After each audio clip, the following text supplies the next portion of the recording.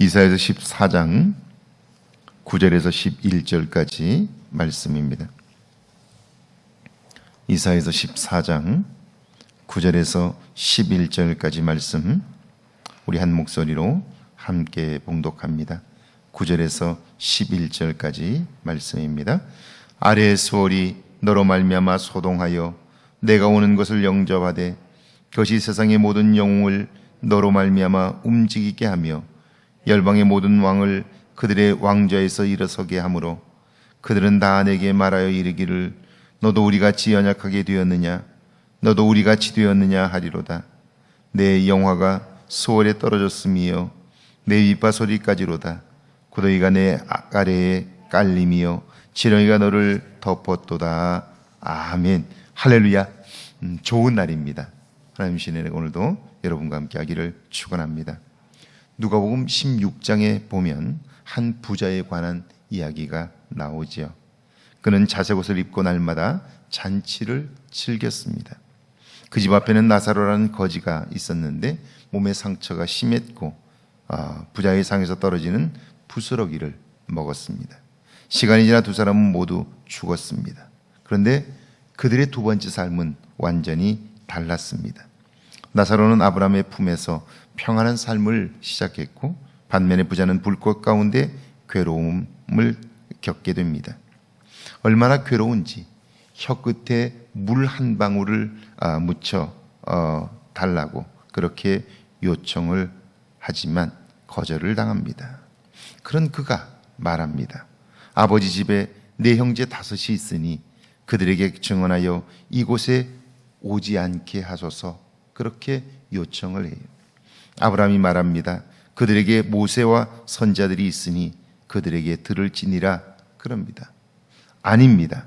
만일 죽은 자에게서 그들에게 가는 자가 있다면 그들이 회개할 것입니다. 아브라함은 말합니다. 모세와 선자들에게 듣지 아니하면 비록 죽은 자 가운데서 살아나는 자가 있을지라도 권함을 받지 아니할 것입니다. 그래요. 자, 이 짧은 이야기 속에서 우리는 참 많은 것들을 파악할 수 있는데요.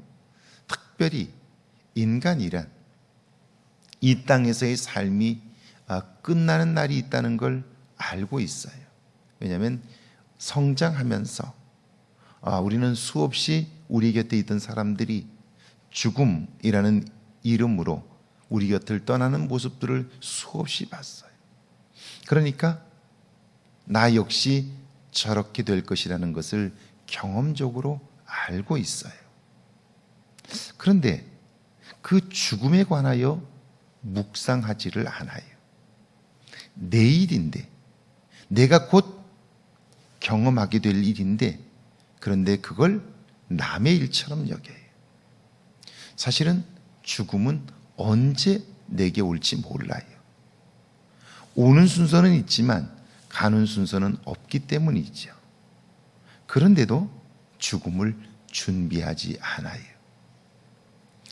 죽음을 준비하지 않고는 죽음이 갑자기 닥치면 그때 그는 마치 하루도 못 살아본 사람처럼 살겠다고 아우성치다가 그의 인생을 끝내고 말아요. 사실 인생은 모두 다 미완성이 있죠. 완성으로 끝나는 인생은 없어요. 그럼에도 불구하고 죽음을 준비한 사람과 그렇지 못한 사람은 삶이 완전히 달라요. 그러니까 살면서 죽음을 생각하며 사는 사람은 그의 삶이 오늘이 늘 마지막인 것처럼 살아요. 이걸 종말론적 삶 이렇게 말하죠. 그런데 오늘을 마지막 날인 것처럼 사는 사람의 삶은요 반듯해요. 그리고 그의 삶은 늘 하나님 앞에서 살아가요. 그러니까 그의 삶은 어디를 들추어도 반듯해요. 그런데 이 죽음을 생각하지 않는 사람은요 늘 내일이 있다고 생각하기 때문에, 내일은 내 날이 아닌데도 불구하고 내일이 있다고 생각하기 때문에 중요한 것들을 자꾸 내일로 미뤄요. 그리고 죽음이 닥치면 당황하게 되고요. 그리고 아무런 준비 없이 그 죽음을 맞이하게 된다 하는 거죠. 특별히 악한 자의 삶이 그렇습니다. 9절에 보니까 아래의 수월이 너로 말미암아 소동하여 내가 오는 것을 영접하되 그것이 세상의 모든 영웅을 너로 말미암아 움직이게 하며 열방의 모든 왕을 그들의 왕자에서 일어서게 하므로. 그래, 소울은 지옥을 가리키죠. 그가 죽자 지옥이 술렁거립니다. 오래전에 죽었던 왕들과 영웅들이 일어나 그를 환영합니다. 인간은 자리에 앉으면 그 자리를 지키기 위하여 엄청난 죄악을 범하지요. 살아있는 동안에는 그 권력의 옷자락으로 가려 잘 보이지 않았지만 죽고 나면 모든 것이 드러납니다. 특별히 살아있는 동안에도 그가 그 권력의 자리에서 내려오고 나면, 힘을 잃게 되면 감추어 두었던 모든 것들이 드러나요. 우리나라의 경우에 2명의 전직 대통령이 지금 감옥에 가 있잖아요. 그 자리에 있을 때에 정말 나는 새도 떨어뜨린다고 그랬어요. 그런데 지금 어떻습니까? 권력을 가졌을 때 감추어 두었던 것들이 다 하나같이 드러나는 거죠. 과거의 영웅들과 왕들이 말합니다. 너도 별 수 없구나. 왜 이런 일이 벌어졌을까요? 인간은 본래 연약한 존재입니다. 완벽하지도 못하고 합리적이지도 않습니다. 그런데 사람이 힘과 권력을 얻으면 자기가 완전한 존재라고 착각을 하지요. 그래서 신의 자리에 앉고 신전을 세워 경배의 대상이 됩니다. 그러면 그가 하는 일은 모두 가장 추악한 모습이 되고 말지요. 사람이 자신이 감당할 수 없는 자리에 앉으면 술수를 부릴 수밖에 없는 것이 명약관한 사실이기 때문이죠. 자, 결국 자신의 연약함을 깨닫지 못하면 그 교만이 그로 하여금 스올로 인도하게 하는 것이죠. 그러면 그의 죽음과 더불어 그의 부귀와 영화도 스올에 떨어지게 되는데, 11절 말씀을 같이 한번 읽어볼까요? 11절입니다. 내 영화가 스올에 떨어졌음이여 내 비파 소리까지로다. 구더기가 내 아래에 깔림이여 지렁이가 너를 덮었도다. 결국 그가 살아있을 때에 삶의 자리들마다 냄새가 나게 되고요. 그래서 구더기가 가득합니다. 지렁이가 넘쳐나게 되죠. 결국 돌이킬 수 없는 자리로 서게 되는 거예요. 악한 자의 가장 큰 비극은 그 다른 어떤 것보다도 돌이킬 기회가 없다는 거예요. 악한 자는 자기의 악을 즐기다가 결국 돌이킬 기회를 잃어버리고요, 스올에 이르게 된다는 거예요. 많은 사람들이 영혼의 문제를 자꾸 미뤄두는 경향이 있어요. 신앙의 문제를 부차적으로 생각하는 경우들이 얼마나 많은지 몰라요. 그러니까 걱정할 시간은 많아도 기도할 시간은 없다고 말하잖아요. 노는 시간은 많아도 예배할 시간이 없다고 말하죠.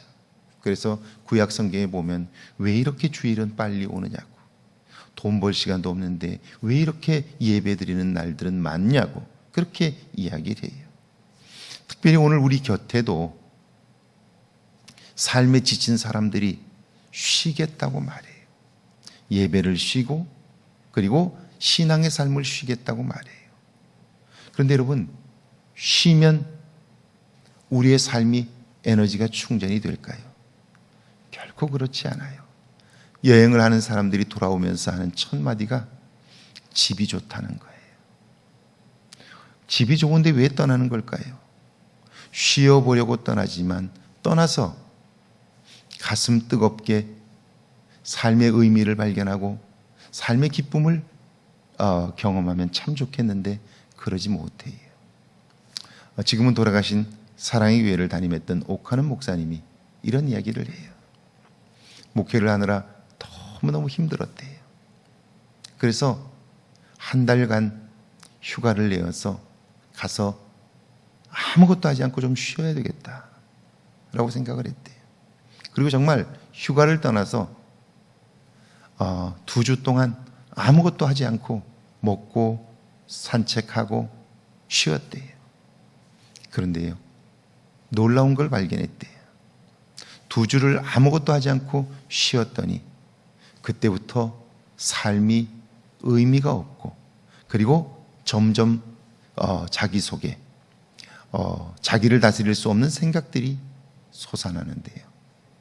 그때 그분이 깨달았다는 거예요.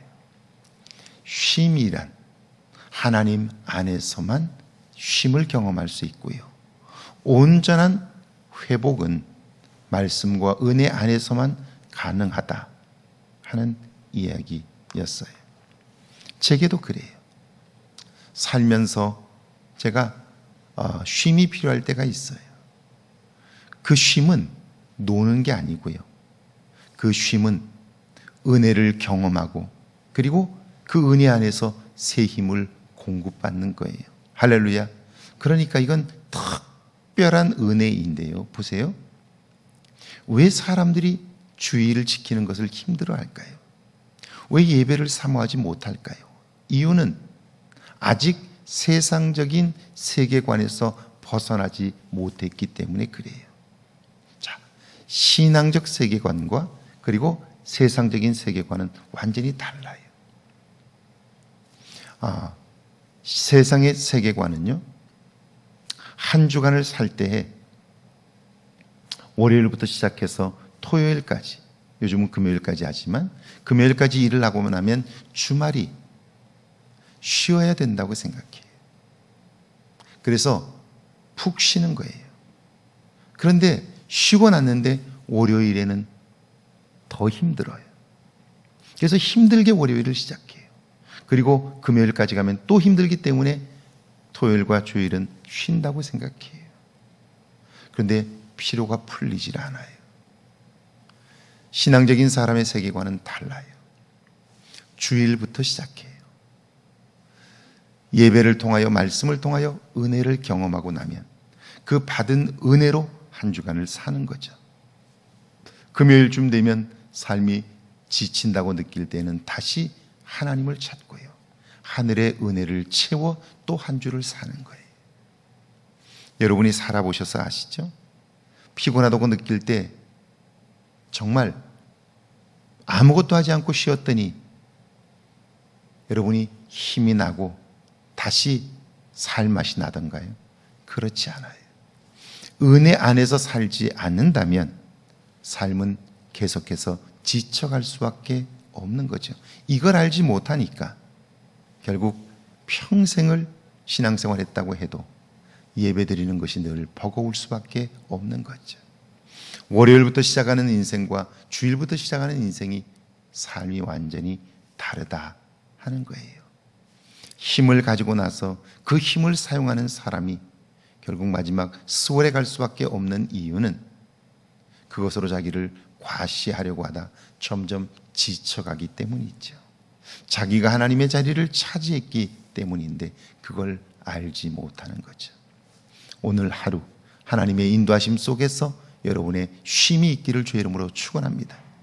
열심히 사는 은혜 안에서 하나님이 주시는 새로운 능력을 경험하기를 주의 이름으로 축복합니다. 함께 기도합니다. 내게 주어진 것과 은사들을 발견하게 해달라고요, 하나님의 뜻대로 사용하게 해달라고요, 함께 기도합니다.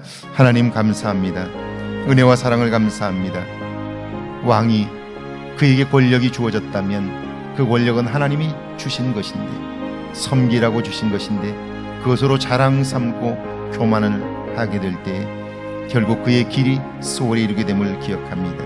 하나님의 뜻대로 내게 주어진 은사와 재능을 사용할 수 있도록 도와주시고 하나님의 은혜 안에서 지치지 않는 삶을 경험해 볼 수 있도록 주여 역사하여 주옵소서. 아무것도 하지 않는 것이 쉼이 아니라 은혜를 사모하고 은혜 안에 사는 것이 쉼임을 알게 하셔서 주일부터 시작하는 인생으로 새로워지게 하옵소서. 은혜를 사모하며 그 은혜 안에 살아가게 될 때에 우리의 몸과 우리의 마음과 우리의 영혼이 쉼을 얻어 주 안에서 기쁨을 회복하고 주 안에서 삶의 의미를 발견하며 기쁨 가운데 거할 수 있음을 기억하나니 새벽을 깨운 거룩한 종들 머리 위에 은혜를 부으사 은혜 안에 사는 기쁨이 회복되게 하옵소서. 우리를 부르신 하나님의 목적을 따라 우리에게 주어진 재능과 은사가 주의 영광이 되게 하시고 주의 기쁨이 되도록 주님 사용하여 주옵소서. 하나님, 오늘 한 날을 축복하시고 오늘 이 날이 내 인생의 마지막 날인 것처럼 살아보게 하옵소서. 그리하여 이 땅을 사는 동안 하나님의 은혜를 발견하게 하시고 그 은혜 안에서 새 힘을 얻는 축복의 역사가 있게 하옵소서.